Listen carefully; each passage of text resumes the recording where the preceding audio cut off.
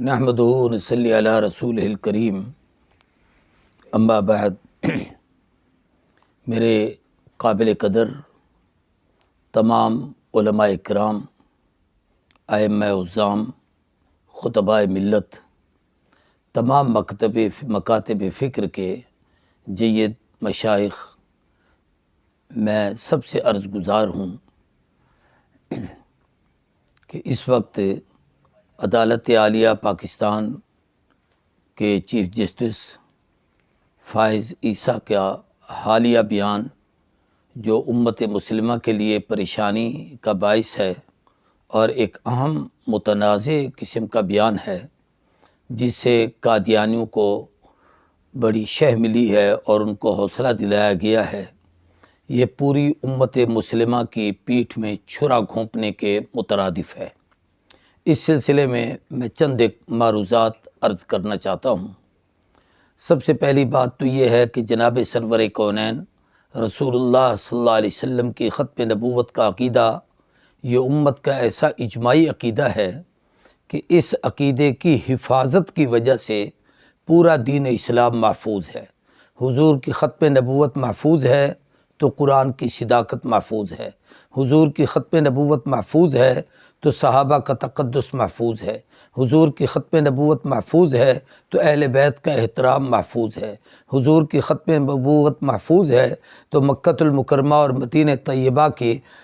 یوں سمجھیے کہ ان کا تقدس محفوظ ہے، آقا کی ختم نبوت محفوظ ہے تو اللہ کی توحید اور وحدانیت کا عقیدہ محفوظ ہے۔ یہ بہت بڑا اہم مسئلہ ہے اور اہم ترین عقیدہ ہے۔ اسی عقیدے پر خود سرور کونین رسول اللہ صلی اللہ علیہ وآلہ وسلم اور آپ کے بعد سیدنا صدیق اکبر میں رضی اللہ تعالی عنہ نے جو اس عقیدے کے منکروں سے جنگ لڑی تھی اور اس میں صحابہ اکرام نے اپنی جانیں پیش کی تھیں اور عقیدہ ختم نبوت کا تحفظ کیا گیا تھا، وہ قیامت تک کی رہتی دنیا کے لیے ایک مشعل راہ ہے۔ یاد رکھیے کہ مرزا قادیانی کے دعوی نبوت کے بعد بر صغیر میں 3 قسم کی تحریکیں ختم نبوت کی چلی ہیں۔ ایک تحریک مقدمہ بہاولپور کے عنوان سے چلی تھی، جس میں تمام مکاتب فکر کے جید علماء کرام جنہوں نے بہاولپور کی عدالت میں اپنا ایک اہم کردار ادا کیا تھا،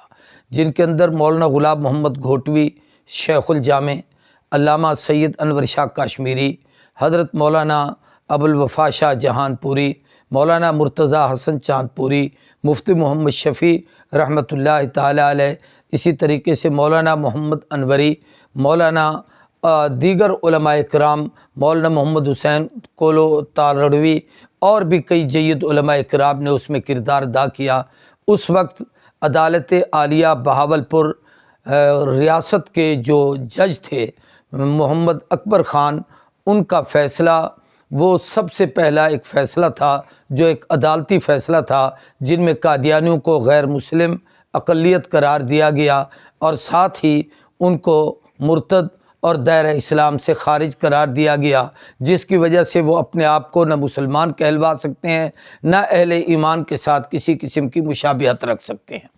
پھر اس کے بعد ایک تحریک چلی جو 53 کی تحریک ختم نبوت ہے، جس کے اندر بڑے مشائخ اور علماء نے ایک اپنا کردار ادا کیا، جن میں حضرت مولانا ابوالحسنات قادری رحمۃ اللہ تعالی علیہ، امیر شریعت سید عطاء اللہ شاہ صاحب بخاری رحمۃ اللہ علیہ، حضرت مولانا احمد علی لاہوری رحمۃ اللہ علیہ اور بڑے مشائخ تھے۔ اس تحریک میں 10,000 مسلمانوں نے اپنی جانوں کے نذرانے پیش کیے۔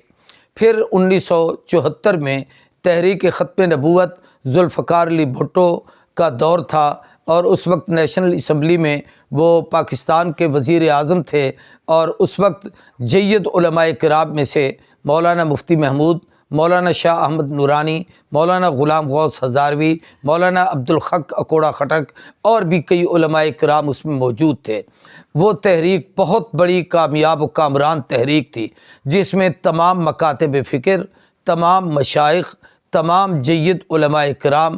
یعنی حتیٰ کہ جو غیر مسلم نمائندے اسمبلی میں تھے، ان لوگوں نے بھی قادیانیوں کے کفر پر دستخط کیے، اور کوئی ایک ممبر بھی ایسا نہیں تھا جس نے اس میں اپنا اختلافی نوٹس لکھا ہو، سب کے ہاں متفقہ یہ فیصلہ طے ہوا کہ قادیانی کافر ہیں، دائرہ اسلام سے خارج ہیں۔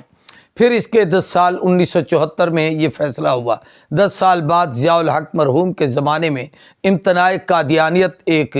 آرڈیننس جاری ہوا، جس میں تعزیرات پاکستان کی دفعہ 295 اور 298 کے تحت چند اہم ترین فیصلے ہوئے۔ ان میں ایک یہ کہ قادیانی اس ملک میں اپنے مذہب کی وضاحت کریں گے، وہ اپنے آپ کو مسلمان نہیں کہلوائیں گے بلکہ غیر مسلم ہوں گے اور اپنے آپ کو غیر مسلم کہلوائیں گے۔ دوسرا یہ ہے کہ وہ اسلامی شعائر کی کوئی چیز نہ اپنا سکیں گے نہ استعمال کریں گے، اس لیے کہ قادیانیوں کے ہاں ان کی عبادت گاہ کو مسجد کہا جاتا تھا۔ جب وہ غیر مسلم ہیں تو مسجد مسلمانوں کا شعار ہے، غیر مسلموں کا نہیں۔ ان کو مسجد نام رکھنا اور اس جگہ کا نام اپنانا اس کی اجازت نہیں۔ وہ قادیانیوں جو مرزا قادیانی الیاذ باللہ اپنے خرافات اور بکواسات جس کو وحی الہی سے منسوب کرتا تھا، اس تذکرے کو وہ قرآن مجید کی حیثیت دیتا تھا، حتیٰ کہ قرآن مجید کے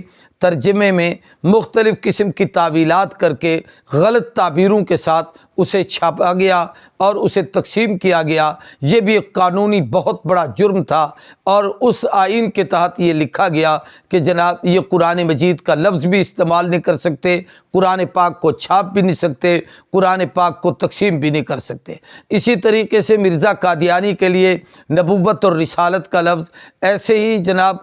اس کی بیوی کے لیے ام المؤمنین کا جملہ، اس کی بیٹی کے لیے سیدۃ النساء کا لفظ، اور اس کے خلیفہ کو ابو بکر صدیق اور اس کے جناب مشیر کو عمر بن خطاب، اس کے منصب پر سمجھنا، یہ سب کفریہ امور ہیں۔ ان سے ان سب کو منع کیا گیا، اور ایسا کرنے والا شخص کہ جو اس قسم کا اقدام کرے گا، مسجد کو قادیانی اپنی عبادت گاہ کو مسجد کا نام دیں گے یا قرآن مجید کی تعلیم دیں گے، یا اسی طریقے سے عبادت مسلمانوں کی جو بھی شناخت کی چیزیں ہیں ان میں اپنا نام درج کریں گے اور اس نام سے اپنا تحفظ ظاہر کریں گے، وہ غیر مسلم ہوں گے اور دائرہ اسلام سے خارج ہوں گے۔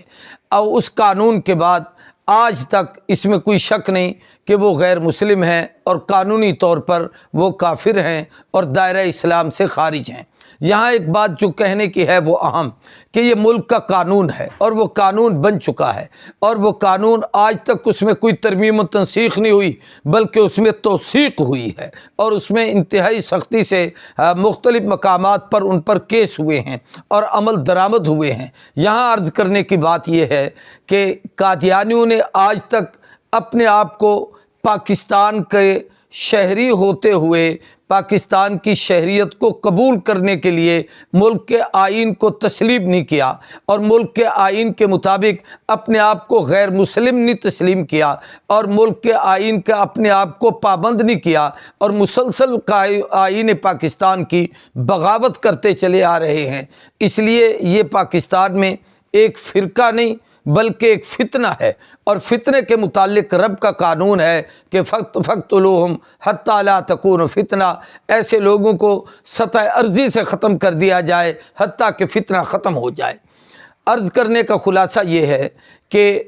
جسٹس فائز عیسیٰ صاحب کی جو گفتگو ہے وہ انتہائی ناگفتہ بے ہے، اور یہ ایک عجیب بات ہے کہ اگر ان کو پاکستان کی آئین کی ان دفعات کا علم ہے، اس کے باوجود یہ کچھ کہا گیا جو انہوں نے کہا، تو یہ کھلی قادیانیت نوازی ہے۔ یہ ان بے دینوں اور غیر مسلموں کی ساتھ ہمدردی کا اظہار ہے جو ملک کی بغاوت کے مترادف ہے اور ملک کے آئین کی بغاوت کے مترادف ہے۔ اور اگر ان کو اس آئین کا پتہ نہیں اور ان چیزوں سے واقفیت نہیں تو قرآن مجید کی آیات کی غلط تعبیر کر کے اور اس کو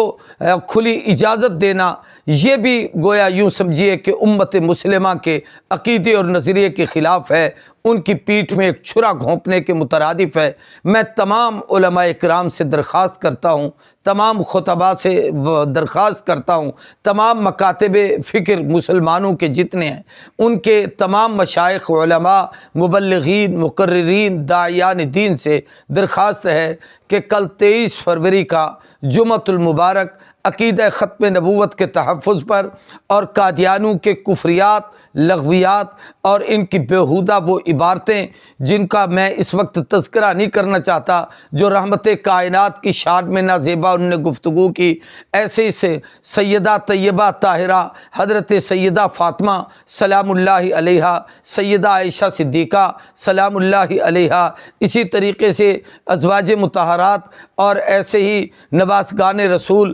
سیدنا حسنین کریمین الشریفین المطہرین اور خلفائے راشدین ابو بکر، عمر، عثمان و علی، ان کی شان میں جو انہوں نے نازیبا باتیں لکھی اور کہی ہیں، اور یہی ان کا عقیدہ ہے، اور اپنے وقت کے ان کے جو گویا ان کا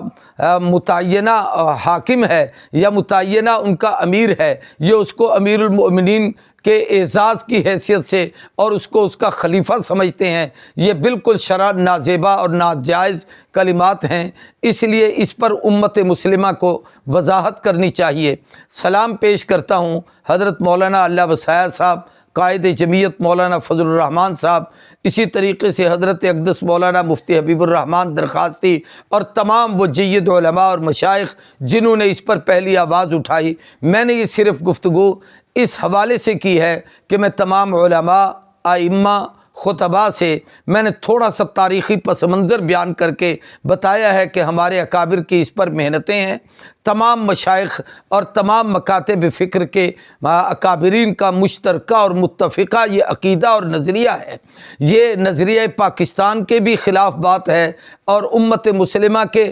معتقدات کے بھی خلاف ہے اور امت مسلمہ کے متفقہ عقیدے کے بھی خلاف ہے، جو اس وقت انہوں نے اپنے ریمارکس چیف جسٹس نے بیان کیے ہیں، اور یہ انتہائی بڑی اس حوالے سے اہم گفتگو ہے کہ اس پر ہمیں غور کرنا چاہیے اور پوری امت مسلمہ کو ایک ہو کر آواز اٹھانی چاہیے۔ اور اس پر یقینی بات ہے کہ ہمارے جو اہم لوگ ہیں اس حوالے سے باقی چیف جسٹس حضرات بھی موجود ہیں، ان کو بھی اس پر نوٹس لینا چاہیے تاکہ عقیدہ ختم نبوت کا تحفظ ہو سکے اور قیامت کے دن ہم سب کو جناب سرور کونین رسول اللہ صلی اللہ علیہ وسلم کی شفاعت نصیب ہو۔ اللہ تبارک و تعالی ہم سب کو اپنے وطن عزیز پاکستان کی حفاظت، ختم نبوت کا تحفظ اور عظمت اسلام کی حفاظت اور ناموس رسالت کے لیے ایک ہو کر کام کرنے کی توفیق عطا کرے۔ وآخر دعوانا الحمدللہ رب العالمین۔